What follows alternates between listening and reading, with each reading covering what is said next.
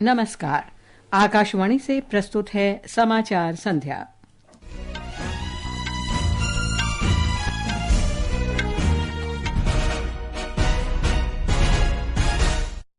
भारत और चिली व्यापार और निवेश बढ़ाने के लिए व्यापक आर्थिक भागीदारी समझौते पर चर्चा के लिए सहमत हुए। प्रधानमंत्री नरेंद्र मोदी और चिली के राष्ट्रपति गैब्रियल बोरिक फोंट ने नई दिल्ली में वार्ता की। संसद में त्रिभुवन सरकारी विश्वविद्यालय विधेयक 2025 पारित। वक्फ संशोधन विधेयक 2024 कल लोकसभा में पेश किया जाएगा।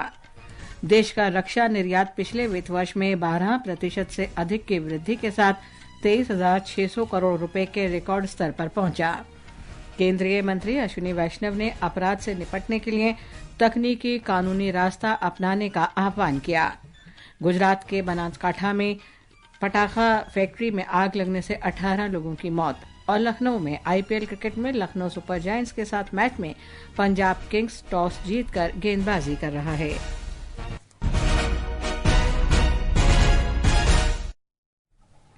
समाचार संध्या के साथ मैं लवलीन निगम। भारत और चिली ने आज नई दिल्ली में आपदा प्रबंधन और सांस्कृतिक आदान प्रदान में सहयोग के लिए समझौता किया। दोनों देशों ने अंटार्कटिका सहयोग पर आशय पत्र का आदान प्रदान किया।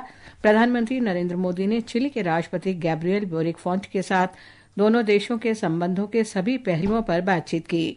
संयुक्त संवाददाता सम्मेलन में श्री मोदी ने कहा कि चिली लैटिन अमेरिका में भारत का महत्वपूर्ण मित्र और साझेदार देश है। उन्होंने कहा कि चर्चा के दौरान आने वाले दशकों में सहयोग बढ़ाने के लिए कई पहलों की पहचान की गई है।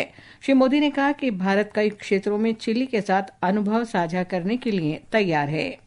आज हमने एक पारस्परिक लाभकारी कॉम्प्रिहेंसिव इकोनॉमिक पार्टनरशिप एग्रीमेंट पर चर्चा शुरू करने के लिए अपनी टीम्स को निर्देश दिए हैं। क्रिटिकल मिनरल्स के क्षेत्र में साझेदारी को बल दिया जाएगा। रेजिलियंट सप्लाई और वैल्यू चेन्स को स्थापित करने के लिए काम किया जाएगा। कृषि के क्षेत्र में एक दूसरे की क्षमताओं को जोड़कर फूड सिक्योरिटी सुनिश्चित करने के लिए सहयोग किया जाएगा। Digital public infrastructure, renewable energy, railway, space तथा अन्य क्षेत्रों में भारत अपना सकारात्मक अनुभव चिली के साथ साझा करने के लिए तैयार है। प्रधानमंत्री ने कहा कि भारत चिली को अंटार्कटिका के प्रवेश द्वार के रूप में देखता है। इस अवसर पर चिली के राष्ट्रपति ने द्विपक्षीय संबंधों को बढ़ाने के लिए चिली की प्रतिबद्धता को दोहराया। चिली के राष्ट्रपति की यात्रा पर विदेश मंत्रालय के सचिव पेरियासामी कुमारन ने संवाददाताओं को बताया कि भारत और चिली ने व्यापार और निवेश बढ़ाने के लिए व्यापक आर्थिक भागीदारी समझौते की दिशा में चर्चा करने पर सहमति व्यक्त की है। दोनों देशों के बीच वर्तमान में आंशिक व्यापार समझौता है। इसका उद्देश्य इसे एक व्यापक विदेशी व्यापार समझौते में विस्तारित करना है। The two leaders undertook a comprehensive review of the entire gamut of bilateral relations, spanning a wide range of sectors including trade and investment, health and pharmaceuticals, mining and mineral resources, defense and security, agriculture and food security, green energy, ICT, digital economy, innovation and disaster management. ये समाचार आकाशवाणी से प्रसारित किए जा रहे हैं। ताज़ा समाचार जानने के लिए आप हमारे social media handle X @AIR News Hindi को फॉलो कर सकते हैं। संसद ने त्रिभुवन सहकारी विश्वविद्यालय विधेयक 2025 पारित कर दिया है। आज राज्यसभा ने इसे मंजूरी दे दी। लोकसभा पहले ही विधेयक पारित कर चुकी है। विधेयक में ग्रामीण प्रबंधन संस्थान आणंद को एक विश्वविद्यालय के रूप में स्थापित करने का प्रावधान है। इसे त्रिभुवन सहकारी विश्वविद्यालय के रूप में जाना जाएगा और राष्ट्रीय महत्व का संस्थान घोषित किया जाएगा। यह संस्थान सहकारी क्षेत्र में तकनीकी और प्रबंधन शिक्षा और प्रशिक्षण प्रदान करेगा। सहकारिता राज्य मंत्री मुरलीधर मोहोल ने कहा कि पिछले 3.5 वर्षों में सरकार ने सहकारी क्षेत्र को नई दिशा देने के लिए कई पहल की हैं। उन्होंने कहा कि यह विधेयक देश में सहकारिता की भावना को बढ़ावा देगा। राज्यसभा ने विमान उपकरणों में हितों की सुरक्षा विधेयक 2025 पारित कर दिया है। विधेयक मोबाइल उपकरणों पर अंतर्राष्ट्रीय हितों पर समझौते को कानूनी प्रभाव देने का प्रयास है। यह केंद्र सरकार को समझौते और प्रोटोकॉल के प्रावधानों को लागू करने के लिए नियम बनाने का अधिकार भी प्रदान करता है। नागरिक उड्डयन मंत्री राम मोहन नायडू ने कहा कि भारत दुनिया का तीसरा सबसे बड़ा घरेलू नागरिक उड्डयन बाजार है। उन्होंने कहा कि पिछले 10 वर्षों में एनडीए सरकार ने नागरिक उड्डयन क्षेत्र में क्रांति ला दी है। We are the third largest domestic civil aviation market in the whole world. And I would like to also put some numbers. One is in 2014, the total domestic passenger market that we had in the country, sir, is 60.7 million. And where we stand today in 2024, 161.3 million. Lok Sabha में तटीय नौवहन विधेयक 2024 आज चर्चा के लिए पेश हुआ। विधेयक का उद्देश्य तटीय नौवहन के विनियमन से संबंधित कानून को समेकित और संशोधित करना, तटीय व्यापार को बढ़ावा देना और घरेलू भागीदारी को प्रोत्साहित करना है। पत्तन, पोत परिवहन और जलमार्ग मंत्री सर्बानंद सोनोवाल ने कहा कि विधेयक का उद्देश्य भारत के विशाल रणनीतिक तटरेखा की पूरी क्षमता को अनलॉक करना है।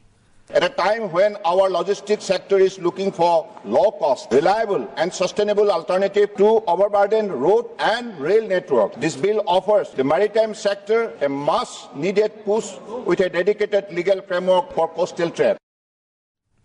वक्फ संशोधन विधेयक 2024 कल लोकसभा में पेश किया जाएगा। अल्पसंख्यक और संसदीय कार्य मंत्री किरेन रिजिजू ने बताया कि सदन में विधेयक पर चर्चा के लिए 8 घंटे आवंटित किए गए हैं। उन्होंने कहा कि सरकार विधेयक पर सभी सवालों का जवाब देने के लिए तैयार है। उन्होंने आरोप लगाया कि विपक्षी दल अपनी तुष्टीकरण की राजनीति के कारण विधेयक का विरोध कर रहे हैं। केंद्रीय मंत्री प्रहलाद जोशी ने कहा कि विधेयक का उद्देश्य किसी की संपत्ति जब्त करना नहीं बल्कि न्याय देना है। उन्होंने विपक्ष पर लोगों को गुमराह करने का आरोप लगाया। ये तो पहले ही टेबल हो चुका है, जेपीसी से वापस आया है। जहाँ तक फॉर्मेलिटी है वो तो अभी चर्चा कब होता है मुझे पता नहीं है, लेकिन ये जो मिसलीड कर रहे हैं तो ये किसी का प्रॉपर्टी हम वापस लेने का बात नहीं किया है, इधर माइनॉरिटी और मेजॉरिटी का। विधेयक का उद्देश्य वक्फ बोर्ड के काम को सुव्यवस्थित करना और वक्फ संपत्तियों का कुशल प्रबंधन सुनिश्चित करना है। विधेयक को पिछले साल अगस्त में लोकसभा में पेश किया गया था। इसके बाद इसे आगे विचार के लिए भाजपा सांसद जगदम्बिका पाल की अध्यक्षता में संयुक्त संसदीय समिति को सौंपा गया था।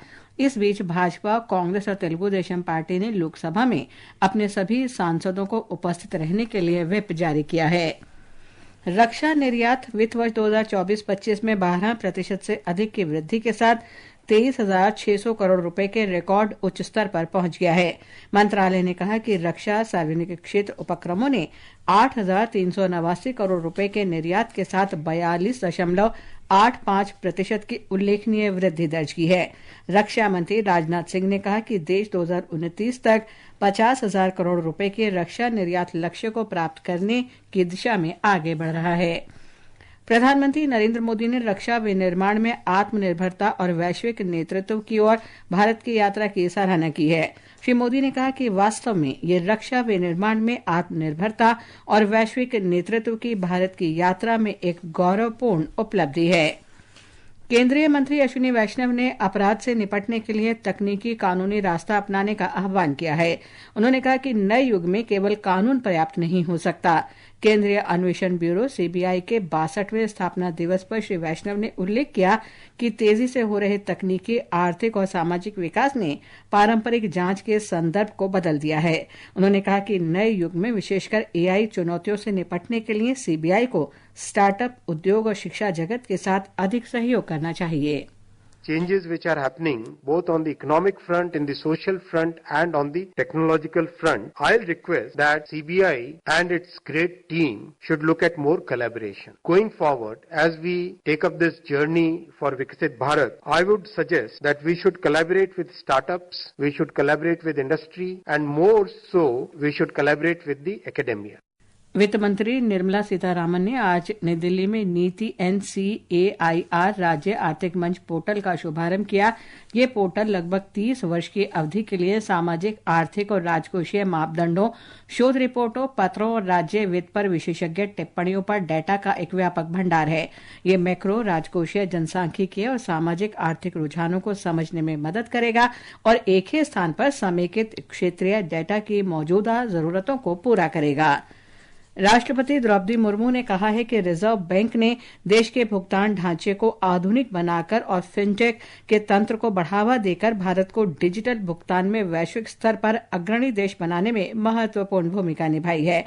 मुंबई में आज आरबीआई के 90वीं वर्षगांठ समारोह में राष्ट्रपति ने कहा कि पिछले 9 दशक में केंद्रीय बैंक की उल्लेखनीय यात्रा सरकार की दृष्टि और नीतियों के अनुरूप रही है।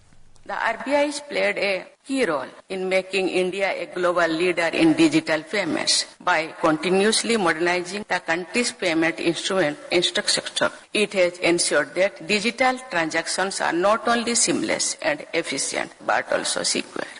ये समाचार हमारी वेबसाइट www.newsonair.gov.in और हमारे न्यूज ऑन एआईआर ऐप पर भी उपलब्ध हैं।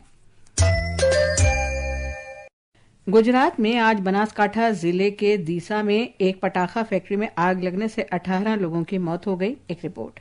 इमारत ढहने के बाद मलबे में कम से कम 23 मजदूरों के फंसे होने की आशंका है। कैबिनेट मंत्री ऋषिकेश पटेल ने मीडिया को बताया कि घटना के तुरंत बाद जिला प्रशासन द्वारा बचाव अभियान चलाया गया है। 5 घायल लोगों को बचाया गया है, जिसका पालनपुर और डीसा के अस्पतालों में इलाज चल रहा है। हालांकि इस घटना में 18 लोगों ने अपनी जान गंवाई है। ज्यादातर पीड़ित पड़ोसी राज्य मध्य प्रदेश से है। श्री पटेल ने कहा कि फैक्ट्री का लाइसेंस रिन्यू नहीं हुआ था, फिर भी वहाँ पटाखे रखे गए थे। उन्होंने आश्वासन दिया कि सरकार इस घटना के लिए जिम्मेदार लोगों के खिलाफ सख्त कार्रवाई कर रही है और अब तक 2 लोगों को गिरफ्तार किया जा चुका है। अपर्णा खूंट, आकाशवाणी समाचार, अहमदाबाद। प्रधानमंत्री नरेंद्र मोदी ने दुर्घटना पर शोक व्यक्त किया। श्री मोदी ने प्रत्येक मृतक के परिजनों को प्रधानमंत्री राष्ट्रीय राहत कोष से 2 लाख रुपए और घायलों को 50,000 रुपए की अनुग्रह राशि देने की घोषणा की। विदेश मंत्रालय ने कहा है कि भारतीय चिकित्सा दल द्वारा स्थापित आर्मी फील्ड अस्पताल ने भूकंप प्रभावित म्यांमार में ऑपरेशन ब्रह्मा के अंतर्गत लगभग 104 रोगियों का इलाज किया है। 2 बड़ी सर्जरी भी की गई। राष्ट्रीय आपदा मोचन बल गंगा घाट मंदिर में खोज और बचाव अभियान भी चला रहा है। भारतीय कॉमिक्स एसोसिएशन ने वेब्स कॉमिक्स क्रिएटर चैंपियनशिप और association international do film D animation Asifa ने आज मध्य प्रदेश के भोपाल में वेव्स अवार्ड्स ऑफ एक्सीलेंस के फाइनलिस्टों की घोषणा की। सफल प्रतिभागियों को 1 से 4 मई 2025 तक मुंबई में आयोजित होने वाले प्रथम विश्व ऑडियो विजुअल और मनोरंजन शिखर सम्मेलन वेव्स में पुरस्कृत किया जाएगा। भारतीय विशिष्ट पहचान प्राधिकरण के एआई संचालित आधार फेस ऑथेंटिफिकेशन लेन देन में मार्च महीने में 21.6% की वृद्धि दर्ज की गई। इलेक्ट्रॉनिक्स और सूचना प्रौद्योगिकी मंत्रालय ने आज कहा कि अक्टूबर 2022 में चेहरा प्रमाणीकरण समाधान की शुरुआत के बाद से 130 करोड़ से अधिक लेन देन किए गए हैं। लखनऊ में आईपीएल क्रिकेट में पंजाब किंग्स और लखनऊ सुपर जायंट्स के बीच मुकाबला जारी है। लखनऊ ने ताजा समाचार मिलने तक 19वें ओवर में 5 विकेट पर 158 रन बना लिए हैं। उत्तराखंड के उत्तरकाशी जिले में स्थित गंगोत्री राष्ट्रीय पार्क के गेट आज पर्यटकों के लिए खोल दिए गए। लगभग 2390 वर्ग किलोमीटर क्षेत्र में फैला ये पार्क हिम तेंदुए के प्राकृतिक घर के रूप में पहचान रखता है। अंत में मुख्य समाचार एक बार फिर। भारत और चिली व्यापार और निवेश बढ़ाने के लिए व्यापक आर्थिक भागीदारी समझौते पर चर्चा के लिए सहमत हुए।